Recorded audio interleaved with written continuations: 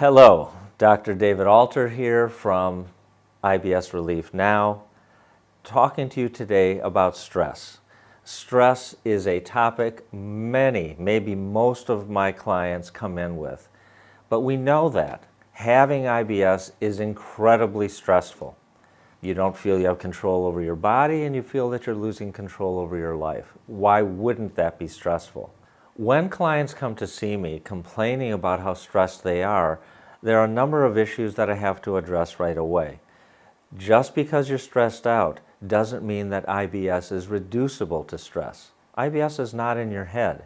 But learning to manage stress, which does involve your head or your mind, is critically important when it comes to learning how to manage IBS on a long-term basis.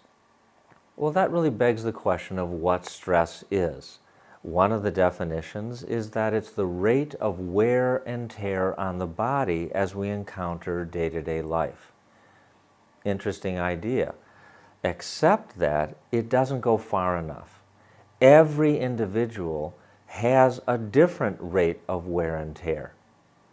And that's an important point, because what's stressful for you may not be stressful for me.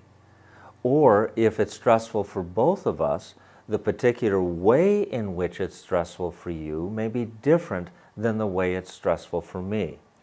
In other words, it's less about the event out there and more about how we respond, both physically, at all levels of the body, and how we respond in terms of our mental attitudes and outlook, and the decisions that we make to deal with that stressor. But that's also how it's supposed to be. Stress is necessary for us to thrive and grow, because when we're stressed, it pushes us into a problem-solving mode. It pushes us to be creative, to come up with a way of learning to be able to adjust and adapt to uncertainty. And that's critical for long-term IBS control and good general life stress management control. Under the influence of that on a chronic basis, we develop patterns of anxiety and depression.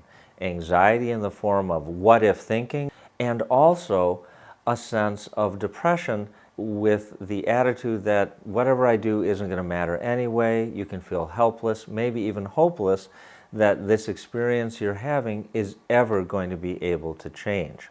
So that's what's going on in the body under the pressure of chronic stress. Let's talk about what's most important, and that's what in the world you can do about it.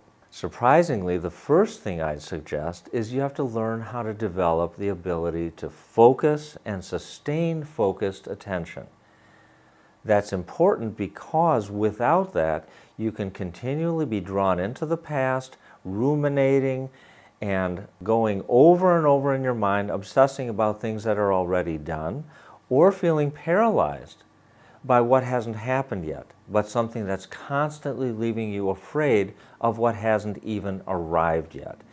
So focusing attention is one part of it. The second is where you focus that attention, and that's in the present moment. You can do that through practices like mindfulness. You can do that through body scans where you slowly pay attention to what's actually happening in the body right now in this very minute. You can do it by something as simple as a nice cleansing breath where you close your eyes, breathe in, lifting your shoulders up to your ears, holding it for a few moments, and then exhaling as you let that go. That's a practice that brings you into the present moment. Another really important stress management skill is to recognize that as a social creature, when we're distressed, we seek connection. So look for the company of friends, family, or loved ones. Resist the urge to go off and hide and seek connection. Even if you're not talking about what is stressing you out, being in the presence of a caring, loving other, another person, can be very good at breaking up the feelings of chronic stress. Another is to get your body in motion. When you're under the pressure of chronic stress, it's really important that the body is moving. The effect is to break up the hormones that are stress hormones that are circulating in your body. You metabolize them. You change your mental outlook. You reduce anxiety and lift up the feelings of depression so that they evaporate. So movement is a really important stress management practice to engage in. There are a number of other health habits that I really recommend that you explore. One is to practice mindful eating. Eat slowly. Set aside the time to eat. Make eating not just a time where you're getting nutrients, but a time when you're literally nourishing your relationships or maybe even your deepest sense of self. Take seriously the need to sleep. Develop good sleep hygiene, because there's really nothing more effective than a good night's sleep at pushing the body and the mind's reboot button.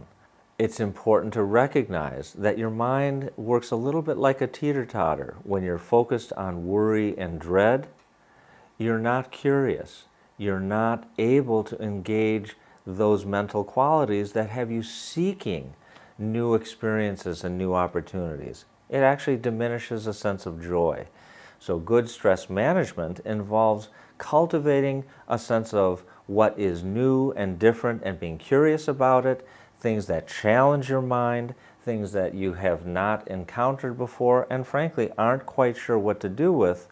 But that deep involvement with that kind of creative, curious problem solving is surprisingly very effective at breaking the patterns of chronic stress and reinstilling in you a sense of being in control of your life and of your body. So with this quick overview of chronic stress and its effect on IBS, I hope I've whetted your appetite and given you some guidance about what you can do to begin to put yourself back in charge, not only of symptoms of IBS, but as I always say, also in control of your life as a whole. Thanks for listening. Until next time, take care.